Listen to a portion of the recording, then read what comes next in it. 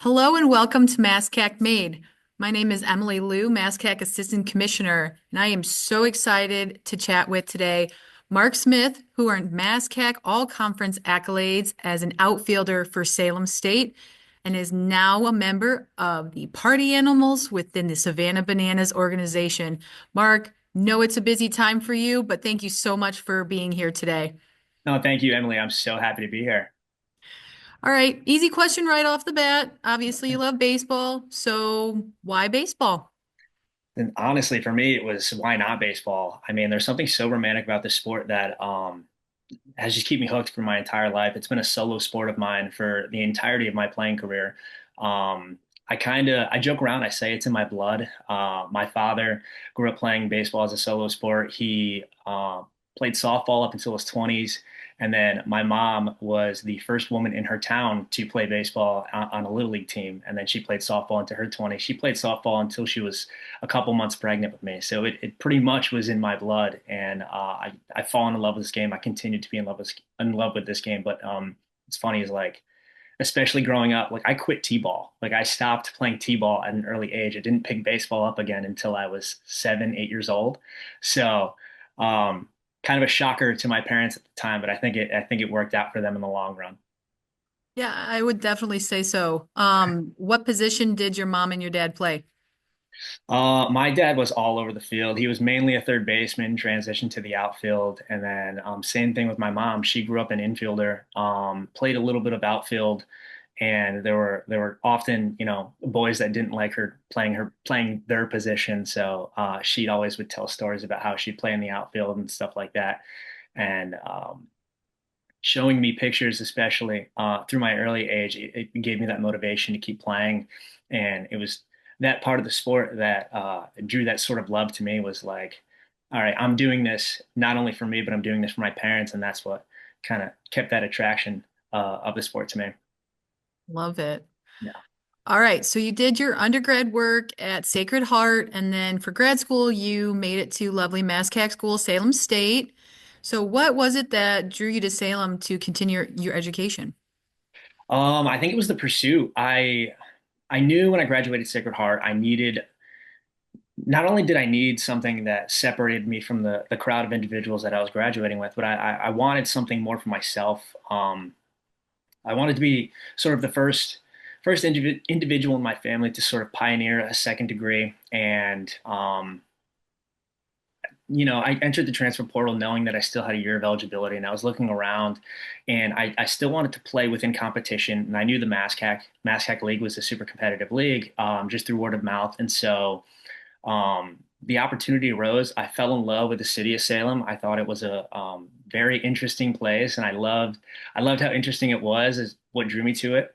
And then visiting the school, I knew right away, like this is where I'm supposed to be. I fell in love with my teammates. I fell in love with my coaches. I was happy every day. I was waking up excited to do what I was supposed to do, and that was a key aspect for me, especially trying to pursue something that being the first person in my family to do was something that it's scary when you do it at first, but then you get used to it. And so I thought Salem was ideal. It was perfect.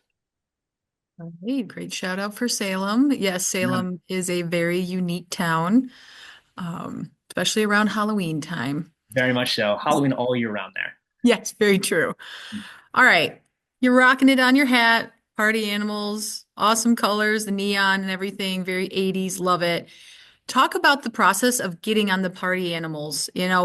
What was it like when they called, and what has it just been like being a part of something so memorable?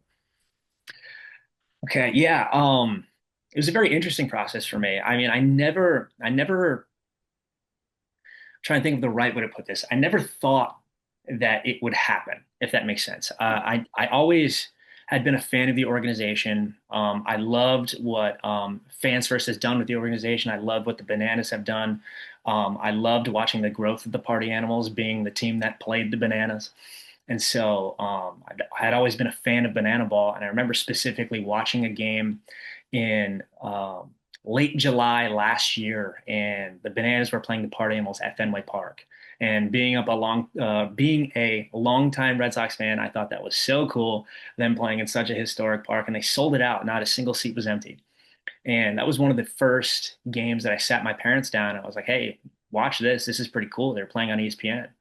And my dad being a baseball purist, he's like, "What's going on? I'm not really sure what's happening here." And having to sort of explain to them how this whole thing works, I thought was really funny. And I obviously had a social media background.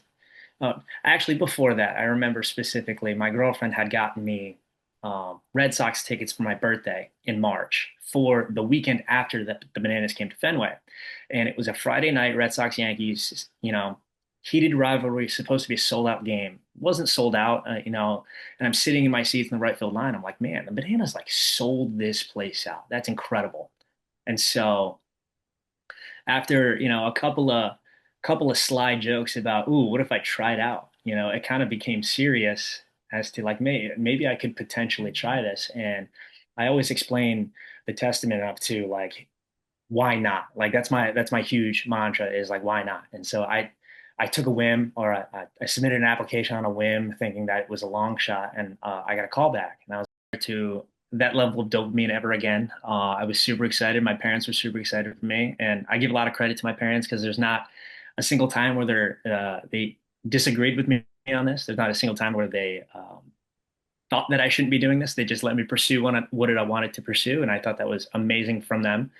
And um, couple months later, I trained my butt off for this tryout. A couple months later, I go to the tryout. I have an amazing tryout, met some really great people, had a really great time. I spent 8 hours in the 90-degree heat in a full-on shark onesie, calling myself Mark the Shark, and not a single person batted an eye. They thought it was awesome. And and then a few months later after that, I ended up getting the call, and again, same level of dopamine. I was over the moon. And right then I knew my life had changed. And so there's nothing that can compare to that moment. I thought that was incredible. And my parents were super happy for me. There was not a single soul that told me I shouldn't be doing this, and I thought that I was destined to do it. So I knew that I had a huge responsibility, and I had to go make some people proud.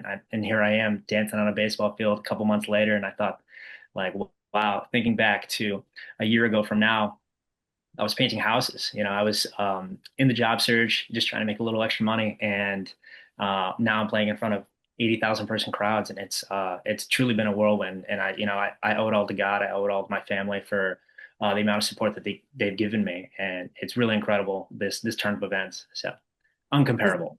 does it feel real? Do you like feel like you're gonna wake up and be like, it was just a dream? It, I have those moments, yes. It almost feels undeserving because.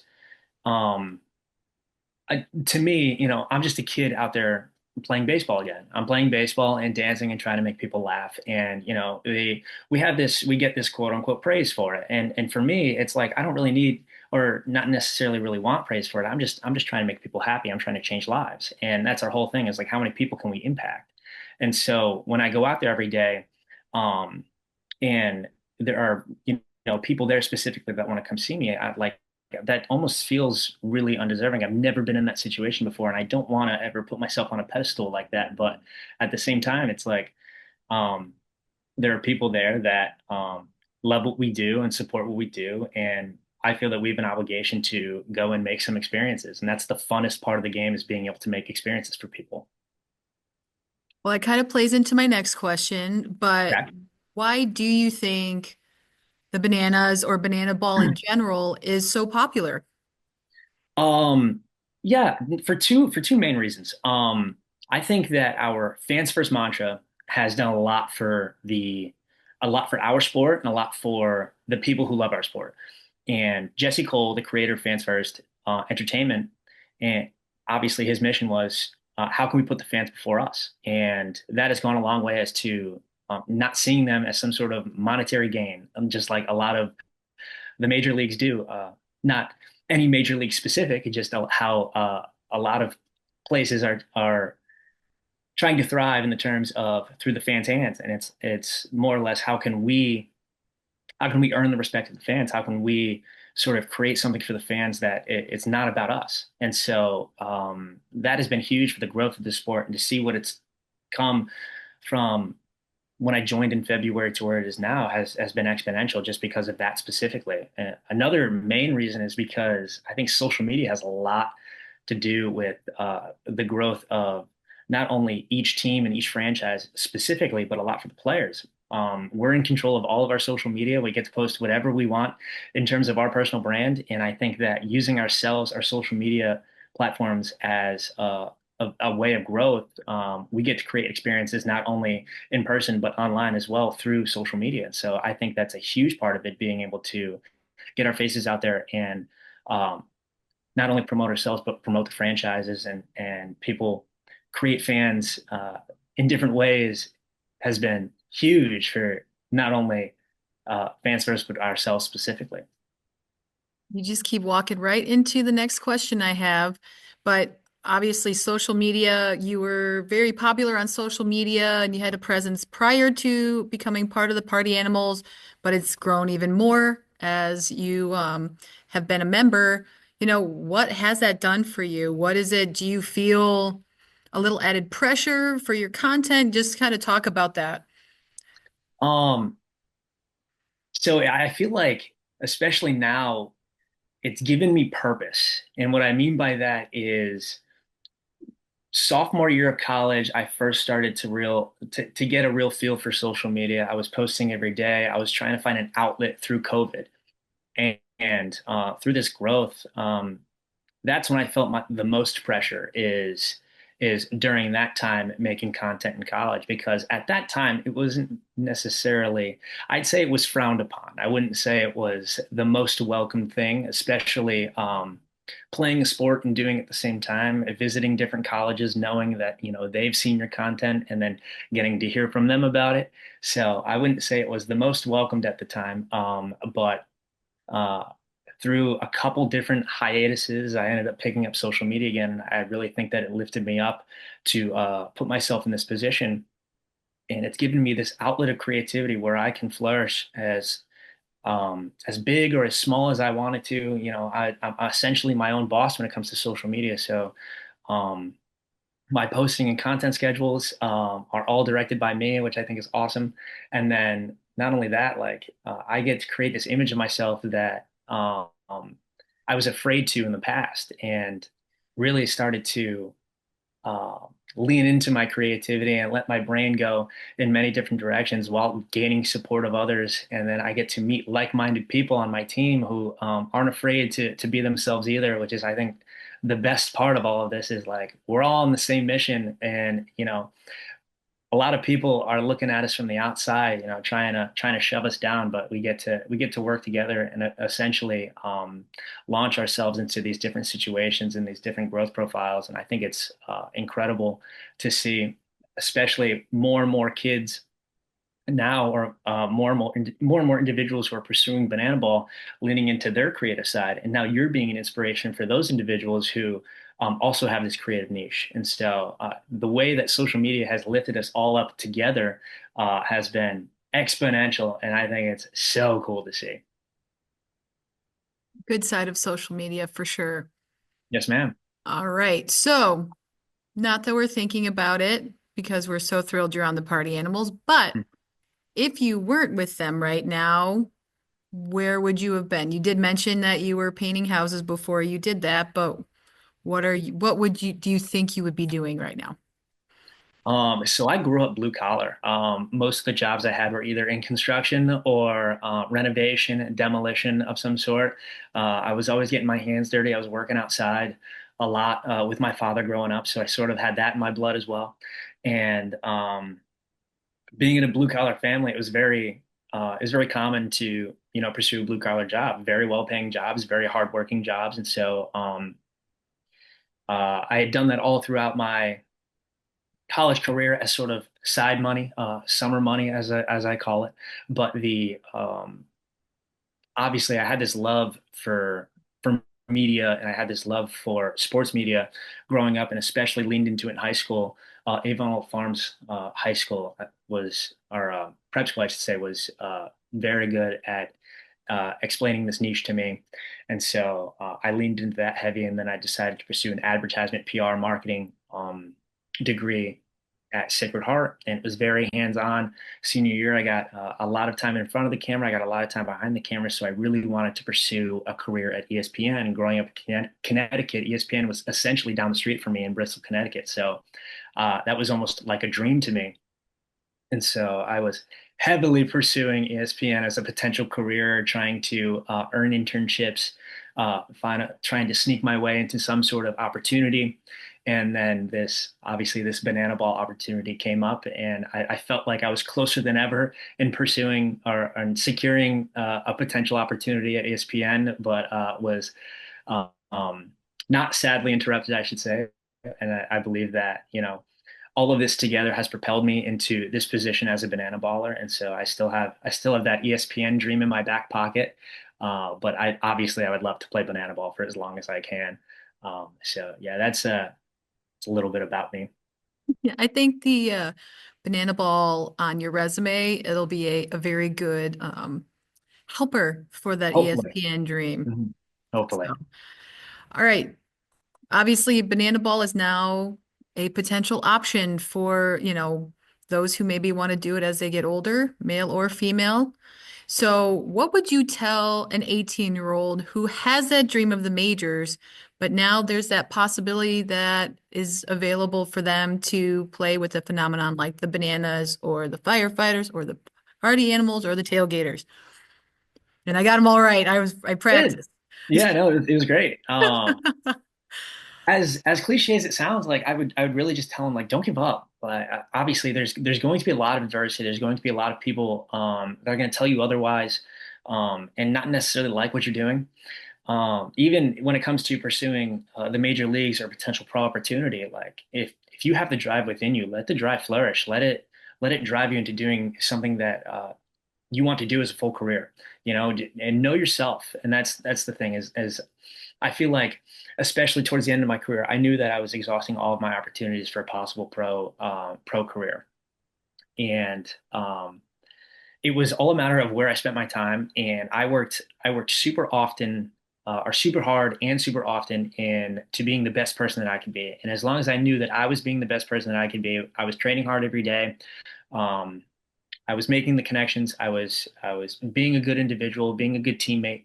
I knew that's the best that I could be throughout each day. I knew that I was giving it my all, and if I failed at whatever I was pursuing, I knew that I gave my 110%. And so I was satisfied with myself in that moment, knowing that I finished my career my way, on my front foot. And so that's the best advice that I could give anybody, is really just uh, lean into yourself, believe in yourself, and don't listen to what anyone else has to say, because it doesn't matter. What would you say? I know you mentioned it that your dad was a baseball purist, and I'm sure you've come across other people who kind of, bristle at the idea of banana ball because it isn't baseball as we know it. What do you say to them? How do you approach that conversation? Because I'm sure you've had it a million times by now. Yeah. It comes in bundles. I would tell them, I would tell them just to watch a game. And I feel like a lot of the criticism that we receive has a lot to do with specifically outsiders looking in. And what I mean by that is a lot of the highlights that you see are social media driven. It's 60-second, 30-second to 60-second clips of what we do day in and day out, which is 20% of what we do during the day. And I think that in comparison to baseball, to entertainment, it's somewhere in the range of 70-30. I think we train often and hard as baseball players to be the best baseball players that we can be, and then we do some entertainment on the side. I mean, we lean into our entertainment because that's our drive. That's what we can put out on social media and say that separates us from the crowd. And a lot of the criticism that we get is just those parts of social media that people see, and it's very easy to criticize. Like I say this so often. The people that criticize, I feel like, not do they not. I wouldn't say that they're uneducated in what we do, but it's like I said, being able to sit on your phone and criticize, it's super easy. So I think what's difficult is being able to take a second look and understand something before you say something about it.